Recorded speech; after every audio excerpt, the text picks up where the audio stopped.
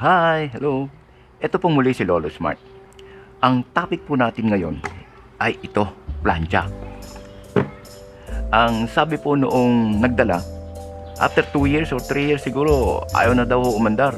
Natambak. Bumili na ng bago. Pinapacheck up. Baka daw kaya pang i-revive. Kaya, tatrabahunin na ho natin. Plancha. Ayaw mag-init. Tingnan natin. Wag ho kayong bibitiw. Magbabalik si Lolo Smart.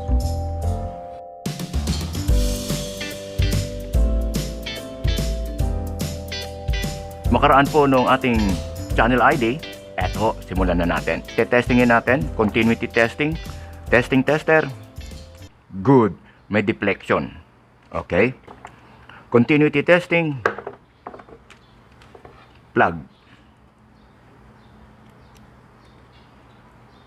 At pagkatapos, i-on natin. No? Ayaw eh. Dapat yan may click. Pagkatapos may deflection. That means good ang sistema. Good lahat. From here, buhat dito hanggang dun sa kalrad. Yun yung kalrad, yun yung heating element. Now, wala eh.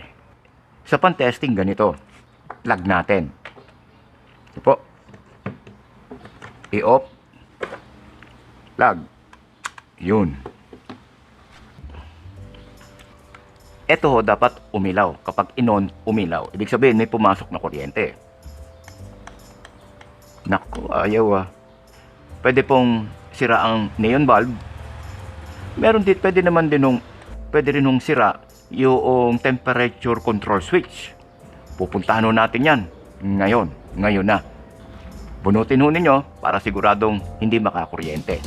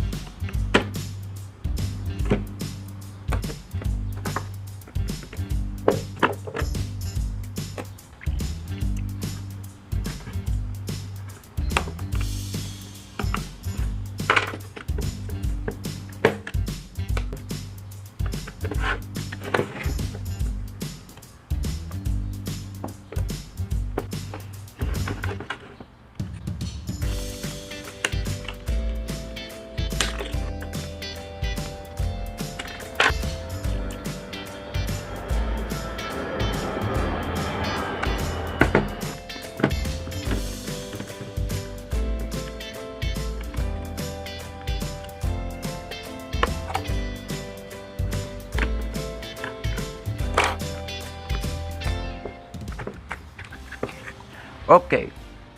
Nabuksan na. Nakita na natin ang wiring. Ano po? Ito yung neon bulb. Ito. Now, ito yung switch, yung control switch. Iniikot ho yan. Ganyan. Iniikot. No? Now, ilalagay ho natin sa naka-on talaga. Matapos nating itodo, ang testingin ho natin para doon sa color yung umiinit dito, ay i-ring blue at saka yung red.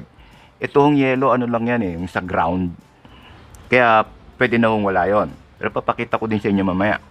Well, anyway, testingin natin. Ano po? Eto.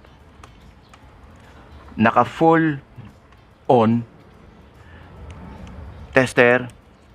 Tester good. Eto. Dapat ito may deflection. Yun. Tama lang mo yan, hindi sumagad. Dahil yun po yung kalrad. So, buo ang kalrad. Now, ito pong yellow, dito yan sa body. Ayun gumagalaw. Sa body, ayan, gumalaw. So, ibig sabihin, yung blue o kaya yung red, walang connection yan. Pag nagka-connection ho yan, mag-ground. Kikilitin, gugulatin. Kapag ito ho ay may connection, dito sa pula, o kaya dito sa asul, wala. Wala ho. So, good. Ano po? Good ang kalrad. Titingnan ho natin itong switch ngayon. From here, pwede ho nating testingin ang switch kung gumagana o hindi. Paalala, buo ho ang kalrad. Maya-maya bubuksan ko din ito, papakita ko sa inyo kung ano yung kalrad. Testingin ho natin. Ayan, nag-deflect, ano? Ibig sabihin, good ang kalrad. Yun naman switch, eto. Papunta sa off. Yun. So, good ang switch. Pakinggan nyo. Yun. Nadinig kayo, di ba? So, naka-on na. So, good ang switch. Papakita ko naman sa inyo ngayon yung itsura ng kalrad, yung heating element.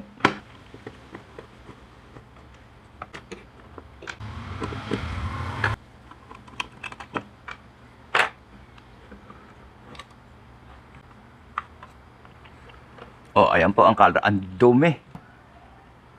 Oh. Ano yan yung sa mga blanket. Hindi ko alam kung bakit pumasok. Wala po ako idea. Alisin natin ng dumi, yung switch. Ano po? Yan. Kasi kapag hindi ho natin inalisan ng dumi yan, baka mamaya doon sa contact point, nandun na yung itong dumi na to, itong fiber. Hindi magkoconnect yung contact point. Hindi aandar. So, aalisin.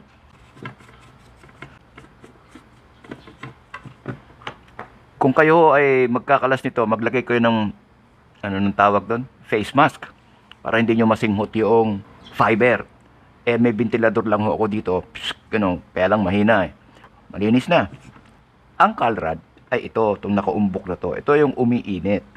Ang terminal ho niyan ay ito, isa. At saka, ito, isa. Dalawa sila, dalawa. Sana nakikita nyo, no? So, wala na tayong problema dyan. Pinakita ko lang ho sa inyo yung switch kasi gusto kong linisin yung switch kung ano man ang problema, kung ano man ang dumi. Meron nga. So, okay na. Kakabit ko na ho. Okay. Babalik na natin. Malinis na.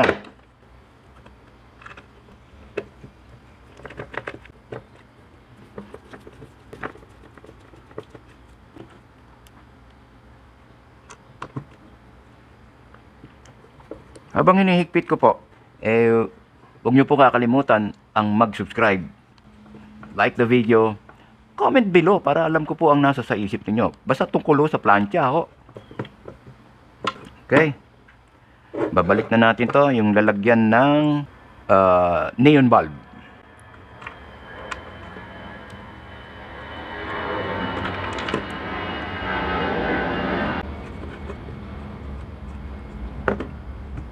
Bago natin ibalik yung takip dito, eto, testingin ho natin ito, baka nandito ang problema.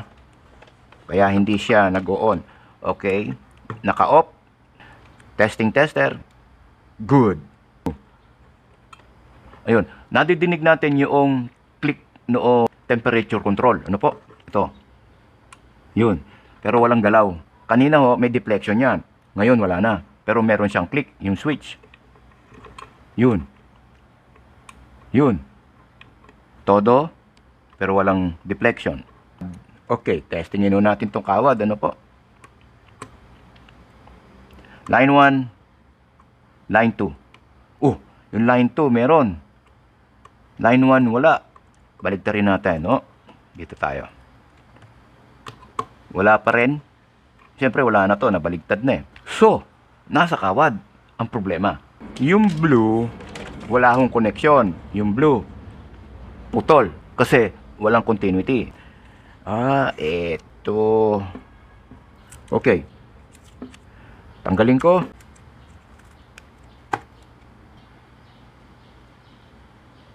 Lo?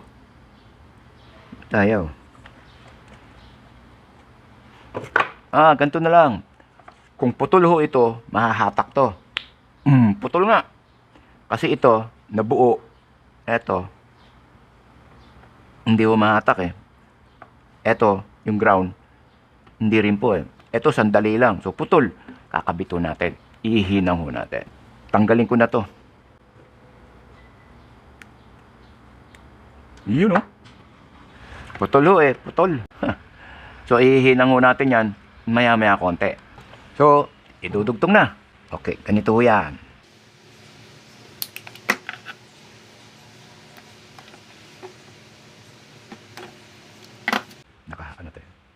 Didikit mo muna. And then, Saka mo ngayon titinggaan. Ay di kumapit, di ba? Ganon din dito.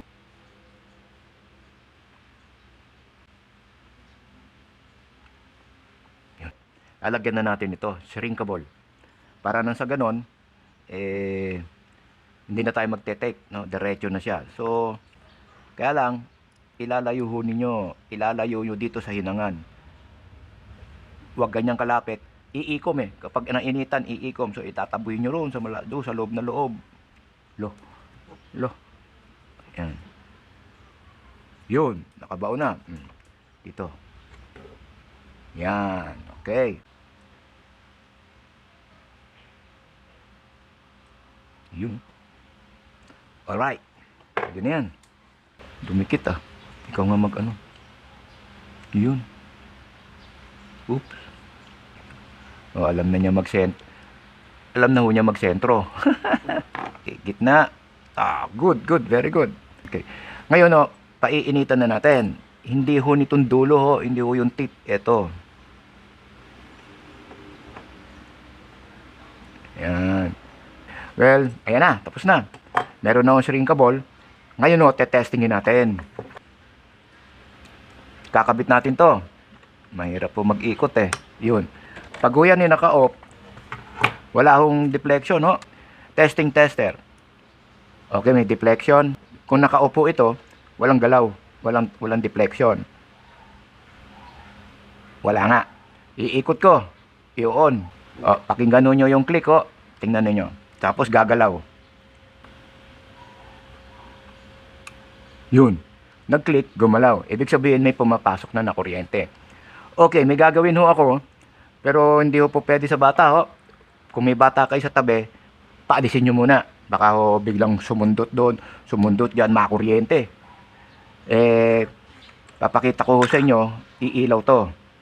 Ay, wala pa palang kuryente yan. Okay, iilaw yan pag naka-on na. Alright. Okay, naka-plug na? Opo. Good, thank you. I-on ko, Yun. Nadinig niyo yung lagitek? Okay. Mainit-init na. Well, kabit natin. Sara na natin. Ikakasa na, pero palalamigin muna natin. Mainit Okay, malamig na. Okay. Salamat, Alan. So, ikakasa na. Kompleto na. Then, iti-testing uli. Pero bago ko gawin yon, papaalala ko lamang po. Please, remember to subscribe, like the video, and comment below. Yun hong notification bell, kailangan nun yung i-click. Lalo na yung merong sinabing all, kailangan nun yun. Para lahat ng bagong videos, notified kayo. Ito din, baka maluwag pa. Pag ayaw na umikot, okay na. Huwag na, tama na. Baka mabasag. Alright. Huwag nyo kakalimutan to. Meron nung gawin yan, half moon. Okay, tatapat mo lang. Lalagay mo sa 0. Yan. Okay. Isa. Alright.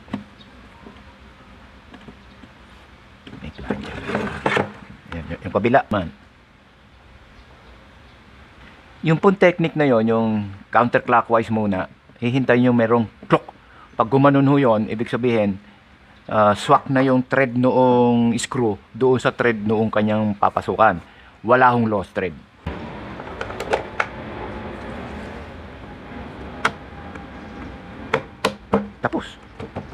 Tapos, eto. Ito. Alright? Yan. Yun. Tatalian na lang. Tali. Huwag mo to. Tama na yan. O, yun.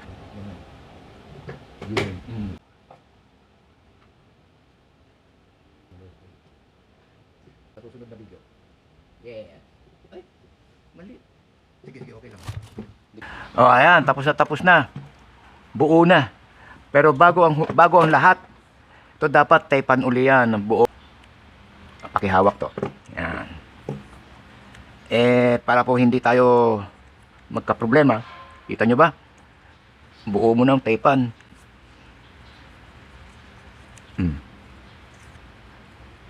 Noon ako nagtuturo ng practical electricity, tungkol naman sa connection sa mga bahay yon. vocational school. O, ganyan lang naman ang pagtitape. Ikot. O, maya-maya, tapos na. O, di ba? Maganda. Kaya lang, kailangan mo gunting. Ako, hindi ginugunting ko, hindi ko hinihila. Ayan. Para smooth. O, di tapos. Huling testing. Ano po? Tingnan natin kung iilaw.